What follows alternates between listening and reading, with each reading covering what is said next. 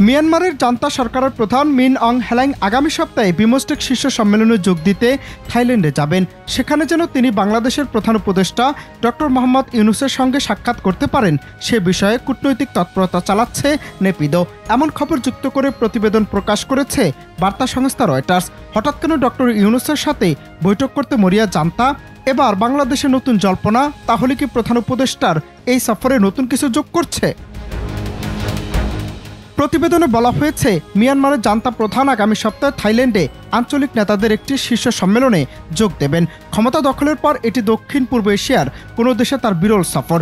তিনি সামরিক অভ্যুত্থানের মাধ্যমে ক্ষমতা দখলের ফলে দেশটিতে গৃহযুদ্ধ শুরু হয়েছে। পশ্চিমা দেশগুলো মিন অং হ্যালাইংয়ের উপর ব্যাপকভাবে নিষেধাজ্ঞা দিয়েছে এবং আসিয়ান জোট উত্থাপিত শান্তি পরিকল্পনা বাস্তবায়নে ব্যর্থ হওয়ায় তাকে দক্ষিণ পূর্ব এশিয়ার দেশগুলোতে জোট আসিয়ানের শীর্ষ সম্মেলনে যোগ দিতেও নিষেধ করা হয়েছে। এরই মধ্যে বাংলাদেশের অন্তর্বর্তী সরকারের প্রধানের সাথে তার বৈঠকের কারণ নিয়ে জনমনে প্রশ্ন জাগছে।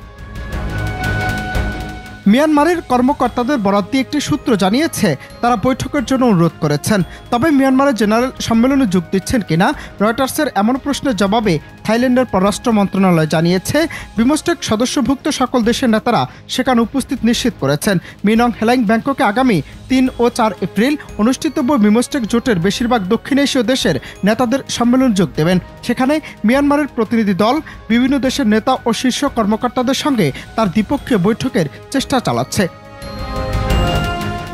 জান্তা প্রধানের বিদেশ সফর খুবই কম, বেশিরভাগই রাশিয়ায়।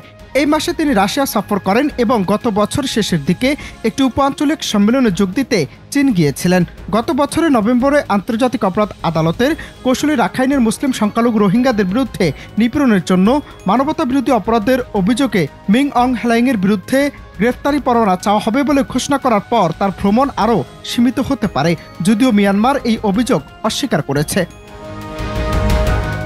অনন্ত হাসান মাসুদ, বাংলা টিভি।